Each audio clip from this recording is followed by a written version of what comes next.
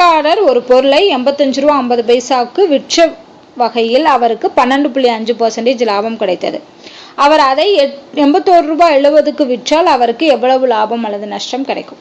அப்போ 85 ரூபாய் 50 பைசாக்கு விற்றா அவருக்கு லாபம் 12.5% கிடைக்குது. அப்போ டோட்டல் லாபம்ங்கிறது 112.5%.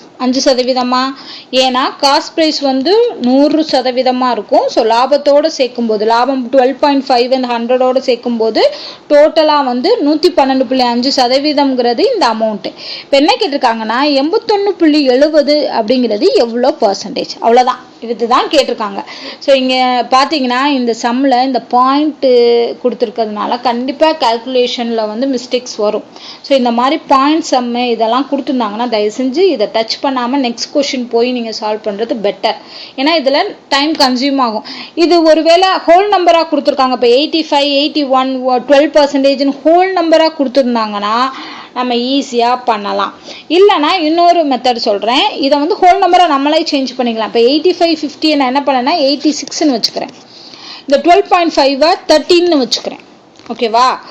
அடுத்து இதை 81.70 இருக்கிறதுனால 82ன்னு வச்சுக்கிறேன். இப்போ நீங்கள் கால்குலேட் பண்ணிங்கன்னா ஓரளவுக்கு நம்மளுக்கு என்ன ஆகும், தோராயமான மதிப்பு, எக்ஸாக்ட் வேல்யூ கிடைக்காது, அப்ராக்சிமேட் வேல்யூ கிடைக்கும். இப்போ நான் என்ன பண்ண போகிறேன்னா இந்த எக்ஸ் தான் கண்டுபிடிக்கணும். ஏன்னா அது எவ்வளோ நஷ்டமா லாபமானு பார்க்கலாம். அதாவது 100க்கு மேலே வந்துச்சு அப்படின்னா கண்டிப்பாக அது லாபம். இந்த எக்ஸோட வேல்யூ 100க்கு கீழே வந்துச்சுன்னா அது நஷ்டம். அப்போ நம்ம என்ன பண்ணணும், 100லேருந்து அந்த வேல்யூவை கழிச்சு நஷ்டத்தை போடணும். இது 100க்கு மேலே இருந்துச்சுன்னா அந்த 100 எவ்வளோ எக்ஸ்ட்ரா இருக்கோ அதுதான் அது லாபமாக இருக்கும். ஓகே, ஸோ இதுதான் கால்குலேட் பண்ண போகிறோம். So 86 × x is equal to 113 × 82 வரும். நம்ம என்ன பண்ணணும், எக்ஸ் வேணும்னா 113 × 82 divided by 86. இதில் சிம்பிளிஃபை பண்ணோம்னா 107.7ன்னு கிடைக்கும். ஓகேவா? ஸோ இதை அடித்தோம் அப்படின்னா ஸோ அப்போ இங்கே எவ்வளோ வந்திருக்கு, 100 விட அதிகமாக வந்திருக்கு. அப்போ கண்டிப்பாக ப்ராஃபிட் தான்.